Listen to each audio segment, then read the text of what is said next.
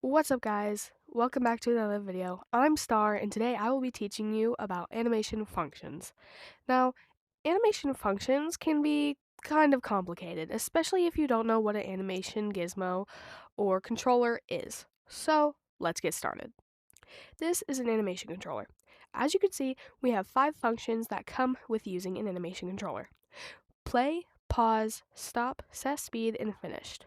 Now, before we get into actually explaining what those functions do, we need to learn how to connect the object we want to animate to our animation controller. All you need to do is go to your Maker Pen, click your Connect tool, select the object you want to animate, and connect it to the top of your animation controller. You will get a notification that says Object Added to Animation. But if you do this for a second time, it will say Object Removed from Animation. All you have to do is connect it again, and boom, it's added back into the animation. Now, getting into explaining the functions. You will go into your Maker Pen, click Configure, and configure the animation controller itself. This will pop up. What you want to do is, if you want your animation to loop, you will turn on looping. Here you can also access your speed and allow holding of your animation. But for now, we will just simply go to animation controls. Here, this is where you will animate your object. In order to animate your object, you will need to add a frame. Simply just click the Add button in your animation controls and it will add a frame. Now, for the object you have connected to your animation controller, you will see a blue dot pop up. This is where you get to animate your object. So, simply, for this animation, we will just make the square move up. So, you'll need to go to your tools, make sure you don't click done or drop your Maker Pen, and simply move the object however you'd like. Then, go back to the animation tab in your Maker Pen and click Add Again. This is how you will make your movements. Move it down again to its original point, go back to animation, and then click play. You will see that since we have looping on, the animation constantly loops itself until we click stop. Now, if we want our animation to be a bit smoother, then we will simply just click smooth, and we will click smooth on each point. Example A. This is how you make your animation smoother. And see, also, when we click stop, you will see we have a copy and paste button. Here, you can copy and paste frames. Let's say you want to copy the first frame. You will simply click copy, you will go to what frame you want to paste it on, and then click paste. You can also remove, or you can add frames. So, if we click play again, you will see that the first frame is played at the end just like how we inserted it. Here, down at time, this is a little more advanced animation.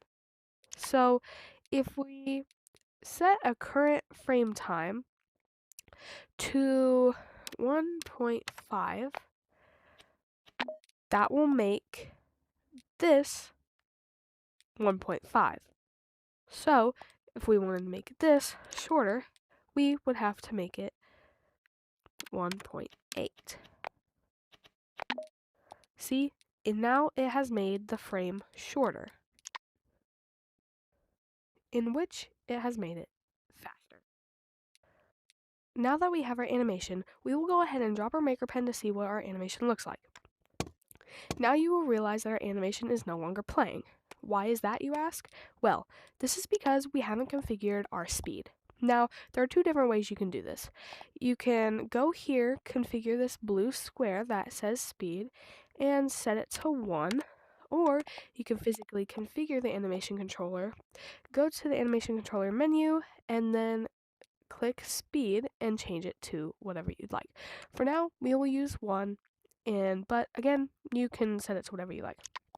So we will execute this set speed, and then we will execute the play. This is how fast your animation will look if it does the same exact frames as mine and the same speed as mine. Now, if you want your animation to constantly play, even when the room is being saved or when a player joins, you will need an event receiver.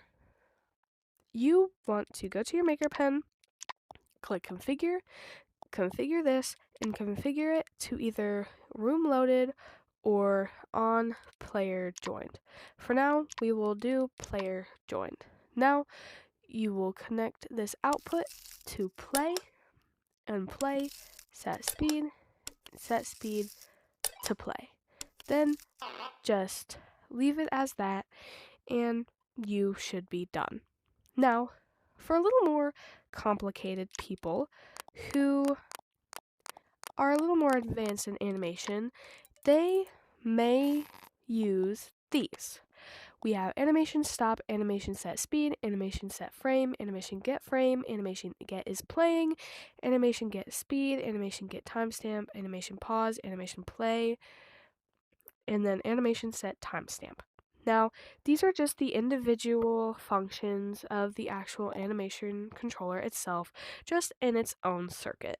When you're beginning to animate, you won't really have to worry about any of these chips, so just don't worry about that. And of course, now the functions are as simple as they say. Play will play the animation, pause will pause the animation, stop will stop the animation, and with the finished function, you can do something like on finished, set this event off. That is what that function is there for.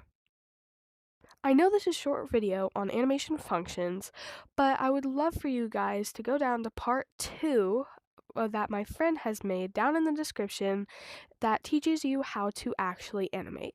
I have explained to you what the functions do and how to control your animation. AV122 will be teaching you how to actually animate with objects and models. Well, I'll see you next time, guys. Make sure to subscribe and turn on those notifications for more videos. See ya!